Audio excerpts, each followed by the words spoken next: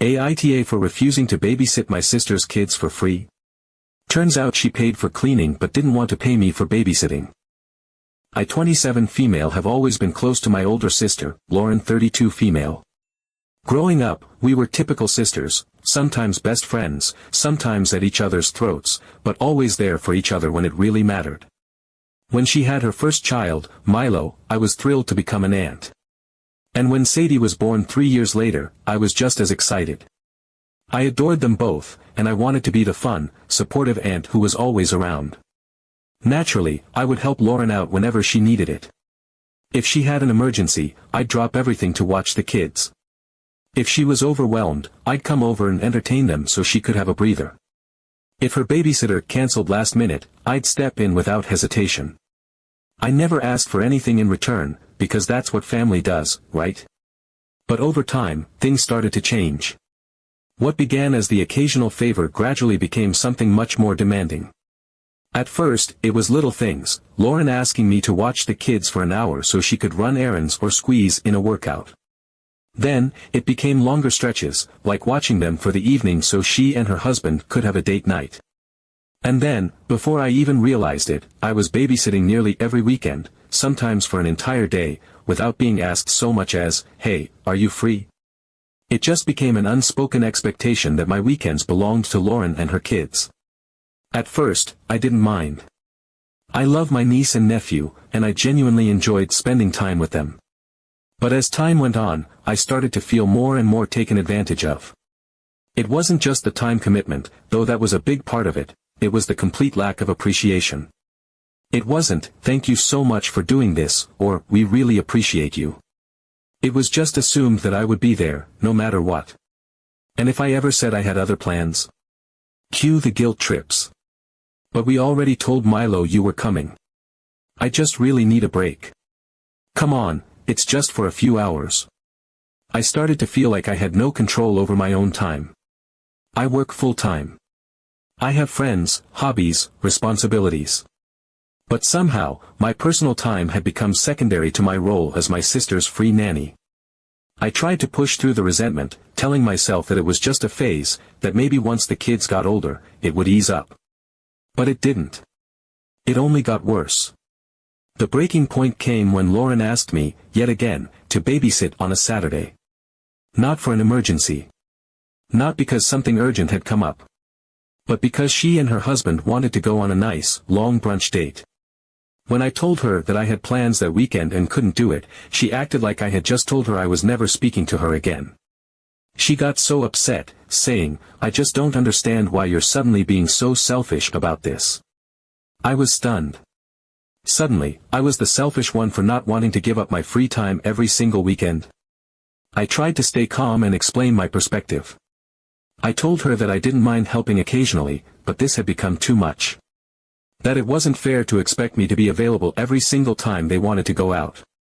That I had my own life and responsibilities. I even suggested that if she really needed regular help, maybe they should consider hiring a babysitter. That was apparently the worst thing I could have said. She looked at me like I had betrayed her in the worst possible way. "Family doesn't charge for help," she snapped. Her husband chimed in too, saying they already spent so much money on the kids and didn't need another expense. I reminded them that I had been helping for free for years, but I wasn't their full-time nanny. That's when she hit me with, "I thought you loved my kids." That stung. A lot. Because of course I love them. I love them enough to have put my own needs aside for years just to make sure they were cared for. But love doesn't mean being taken advantage of. Love doesn't mean being expected to give and give and give without ever being considered in return. Since that argument, things have been tense. Lauren barely speaks to me now. She hasn't outright cut me off, but she's cold and distant. Her husband is the same way. It's like they decided that because I set a boundary, I must not care about them at all. I tried reaching out once, sending a message saying that I love them and that I'm still happy to help from time to time, but I just can't do it every weekend. She left me on read. I've talked to friends about it, and most of them agree that what she was doing wasn't fair. That helping family is great, but it has to be within reason. One friend suggested I should have set boundaries earlier, before it got to this point. Maybe she's right. Maybe if I had spoken up sooner, things wouldn't have escalated the way they did. But part of me wonders if it even would have made a difference. So now I'm sitting here, wondering if I handled this the wrong way. Maybe I should have just sucked it up and kept doing it. Maybe I should have been more patient. Or maybe, just maybe, I was right to finally put my foot down. Am I the asshole? Update 1. I had spent the past several days in an uneasy silence with Lauren.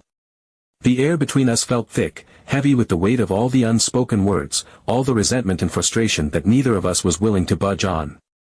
I knew she was still upset, but I thought maybe she was cooling off, maybe taking some time to reflect on how unfair she had been. After all, I had never refused to help before.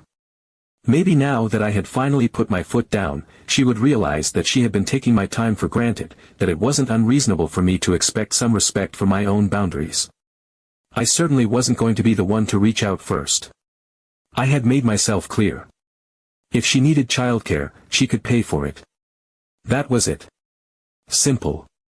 Reasonable. Or so I thought. Then, out of the blue, she texted me. No apology. No acknowledgement of the argument we'd had. Not even a half-hearted attempt at smoothing things over. Just another request. She asked if I could watch the kids, just for a couple of hours, on Friday evening. That was it, no preamble, no pleasantries, no concern about whether I was even available. Just the assumption that I would say yes. Because I always had. I stared at the message for a long time, my thumb hovering over the screen. A part of me was tempted to just ignore it. Let her sit in the silence for a little longer, let her wonder why I wasn't jumping to accommodate her like I always did. But another part of me, the part that had spent years bending over backward for her, still felt that pull, the instinct to keep the peace, to smooth things over, to avoid yet another conflict. But I couldn't do it. I knew that if I gave in now, she'd take it as a sign that she had won, that nothing had really changed. That I was still the same person she could guilt and manipulate into doing whatever she needed. So I forced myself to stick to what I had said before. I kept my response short and clear. If it's paid, yes.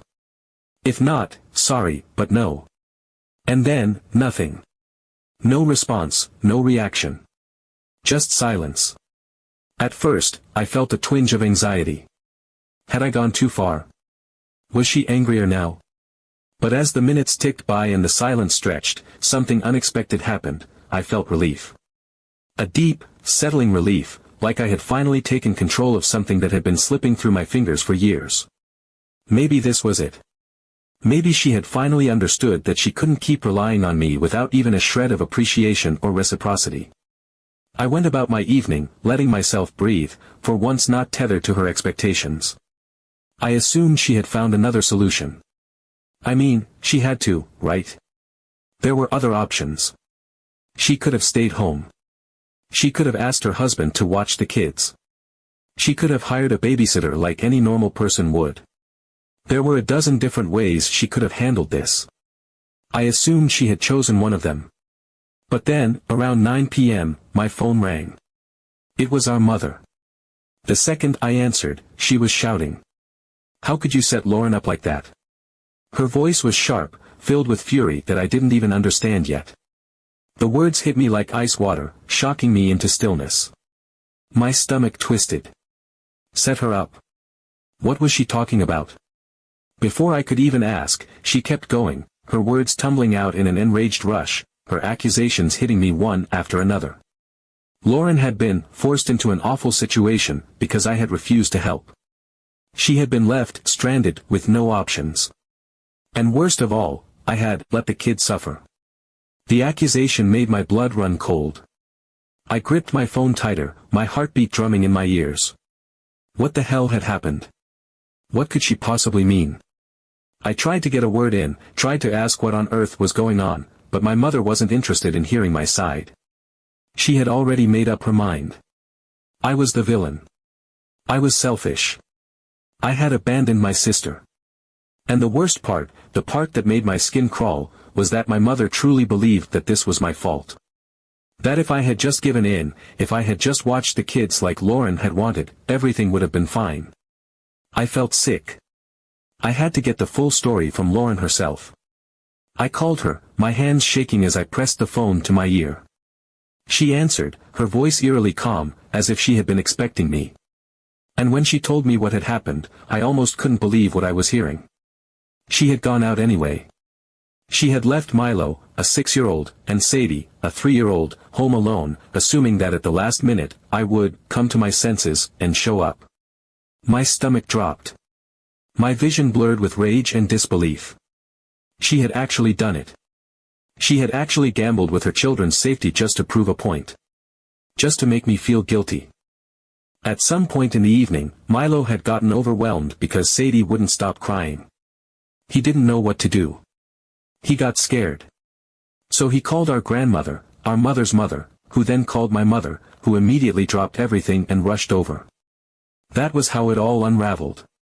My mother stormed into the house, expecting to find me there, expecting to see me sitting with the kids like I always did, like Lauren had assured herself I would. But instead, she found 2 terrified little kids with no adult supervision. And instead of blaming Lauren, the person who had actually left them alone, she blamed me. If you had just helped your sister, this wouldn't have happened. That was her logic. Not that Lauren had been reckless. Not that she had made a horrible, irresponsible decision. Not that she had put her own children in danger. No. In my mother's eyes, I was the one who had forced Lauren into a bind. I was the one who had made this happen. It was so absurd, so deeply unfair, that for a long moment, I didn't even know how to react. The weight of it, the sheer ridiculousness of it, was crushing. I kept asking how Lauren could possibly think this was okay, how she could have done something so reckless, how she could have left her kids alone and just assumed I would come. And she just kept repeating the same thing over and over, as if it was the only justification she needed. She had been sure I would come. She just knew I wouldn't let her down. She had never even considered the possibility that I might not show up. It had never crossed her mind that I would actually say no and mean it. In her world, I was supposed to be the one who always bent, who always put her first, no matter what. The idea that I had refused, that I had drawn a line and stuck to it, was so unfathomable to her that she had been willing to leave her children alone just to test me. And yet, somehow, in all of this, I was the villain. I was the selfish one. I was the one who had put my own interests above her needs. Update 2. I tried not to think about the situation. I really did. I tried to push it out of my mind, to go about my life as if none of it had happened, as if my own sister hadn't left her kids alone and then somehow managed to make me the villain of the story. But no matter how much I wanted to move on, Lauren wouldn't let me. A few days after everything had blown up, my phone lit up with a message from her. This time, the tone was different. She wasn't angry anymore. There were no accusations, no guilt-tripping, no passive-aggressive jabs. Instead, her words were smooth, casual, as if we had just had a minor disagreement, as if I had just been stubborn for a little too long and now it was time to let it go. As if we could just erase everything that had happened with a few messages. Let's just forget about it, she wrote. You're the closest person to my children anyway. Is it really that hard for you to spend time with them? I stared at my screen, my jaw tightening.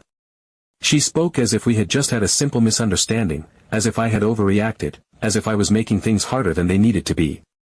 There was no acknowledgement of what she had done. No admission that leaving her children alone was reckless and dangerous. No apology.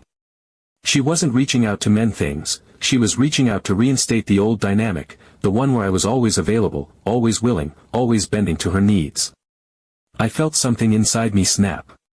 I wasn't going to let this slide. I wasn't going to let her pretend that none of it mattered, that none of it had been real. I sent back a single message, direct and to the point. I asked her if she even admitted that leaving the children alone was wrong. Her response came quickly, almost too quickly, as if she had already convinced herself of her own version of the truth. They were home. Safe. Nothing bad happened. My fingers clenched around my phone. My stomach twisted. The sheer audacity of it was staggering. Not only did she refuse to acknowledge the gravity of what she had done, but she was actually justifying it. She had convinced herself that because nothing catastrophic had occurred, her decision had been fine. That the fact that Milo had been scared out of his mind, that Sadie had been crying uncontrollably, that they had felt abandoned and alone, somehow didn't count because the worst hadn't happened. At that moment, I realized that she would never change. There would never be a moment of clarity where she saw herself for what she was doing. She would never wake up one day and suddenly recognize how unfairly she had treated me, how much she had taken me for granted, how deeply she had crossed the line. In her mind, I was the one being difficult. I was the one causing problems. And since nothing truly terrible had come from her choice, she didn't feel the need to take any responsibility for it. I was still staring at her messages, my heart pounding, when my phone rang again. This time, it was my mother. I should have let it go to voicemail. I should have known exactly what was coming. But I answered, and the second I did, I regretted it. She started talking as if we had already been having this conversation, as if I had been waiting for her call, as if I should have already known what was expected of me. She told me that I needed to smooth things out with Lauren, that I needed to stop being so harsh and start acting like a sister again. That Lauren was going through a hard time right now and that I, as her family, needed to step up and support her. As if I hadn't already been doing that for years. As if I wasn't the one who had been holding her together when she needed it, the one who had been sacrificing my time, my weekends, my energy to make sure her children were cared for. I was still processing those words, still trying to decide how to even respond, when she added something that made my mind go completely blank. She said that if I was so greedy about my time, then I could just pay for Lauren's babysitter myself. I froze. For a moment, I genuinely wondered if I had misheard her. If I had misunderstood. If she had meant something else. But she kept talking, kept going, kept digging the knife in deeper, and I realized that she was serious. She truly, genuinely believed that the responsibility of Lauren's children fell on me to the extent that if I wasn't willing to give up my own time, then I should just hand over my own money to make up for it. I could barely breathe. The sheer absurdity of it, the entitlement, the complete disregard for my own life, my own needs, my own autonomy, it was suffocating. I forced myself to ask her why. Why should I do this? Why was it my problem? Why did Lauren's childcare suddenly become my financial responsibility? Her answer came without hesitation, as if it was the most obvious thing in the world. Because family helps family. The words rang in my ears, hollow and weightless. They weren't an argument. They weren't logic. They were just another way to manipulate me. Another way to push me into a role I had never agreed to. Another way to make me feel like saying no was wrong. I understand help. I understand stepping up for the people you love. I understand support and generosity and being there when it truly matters. But when it turns into a demand, into an obligation, into manipulation, it's no longer help, it's exploitation. Update 3. After everything that had happened, I decided the only way forward was to distance myself from both Lauren and my mother. I had spent so much time trying to defend myself, trying to reason with them, trying to make them see how unfair their expectations were. But they never listened. No matter how clearly I set my boundaries, they twisted everything back around to make me the selfish one, the one who wasn't being a good sister, the one who should just give in and do what they wanted. I was tired of fighting, tired of justifying, tired of feeling like I owed them something I had never agreed to. So I stopped responding. When Lauren texted, I ignored it. When my mother called, I let it go to voicemail. It wasn't easy. A part of me still felt that old, ingrained guilt, the feeling that I was somehow being cruel by not engaging, by not trying to fix things. But the more time passed, the lighter I felt. It was as if I had been carrying this invisible weight on my shoulders for years, and only now was I beginning to realize how heavy it had been. I focused on my own life. My own work. My own friends. For the first time in a long time, I wasn't shaping my weekends around when Lauren might need me. I wasn't constantly waiting for the next request, the next guilt trip, the next favor disguised as an obligation. And then, just when I thought I was finally free from all of it, something happened that confirmed I had made the right choice. I was out with a mutual friend, someone who knew both me and Lauren, but wasn't deeply involved in the situation. We weren't even talking about Lauren at first, just chatting about work, life, the usual things, when, out of nowhere, she casually mentioned, Lauren finally hired a cleaner. I barely registered the words at first. It didn't mean anything to me. Just another piece of small talk, something that barely touched the surface of my mind. But then, a second later, something clicked. A cleaner? That didn't make sense. I hadn't heard anything about Lauren wanting a cleaner. And why would she? She had always made it sound like money was tight, like she couldn't possibly afford any extra expenses, like hiring someone for help was completely out of reach. I asked about it, trying to keep my voice neutral, and what I learned made my stomach turn. Lauren had been paying the exact same nanny she had tried to impose on me all this time. But not to look after the kids. Not to provide the care that she had insisted she couldn't afford. She was paying this person to clean her house. It hit me like a slap to the face. She had the money. The money had always been there. She had just chosen not to spend it on childcare. Not because she couldn't, but because she didn't want to. Because she would rather pocket that money and push the responsibility onto me, guilt me into taking on the work for free, manipulate me into believing it was my duty, all while paying someone else for something entirely unrelated. I felt sick. The sheer hypocrisy of it was staggering. Every argument she had thrown at me, every time she had claimed that hiring a sitter was too expensive, that I was being unreasonable, that I was putting a financial burden on her, none of it had been true. She just hadn't wanted to pay me. She had no problem spending money on convenience, as long as that convenience didn't involve fairly compensating me for my time. She had seen me as the free option, the one she could exploit without consequence. I didn't know whether to laugh or cry. For so long, I had questioned myself. I had wondered if I had been too harsh, if I should have handled things differently, if I was somehow in the wrong for setting my limits. But this erased any doubt I had left. I called my mother. I needed to hear what she had to say about it. I needed to know if she was aware of this, if she still had the audacity to defend Lauren even now. When I asked, she didn't even hesitate. She already knew. She didn't deny it, didn't express even a shred of surprise. And worse, she wasn't even ashamed of it. She told me it was different. That hiring a cleaner was not the same as hiring a babysitter. That the cleaner was a stranger, and I was Lauren's sister. That family should help family, that it wasn't about money, that I should want to do it because it was the right thing to do.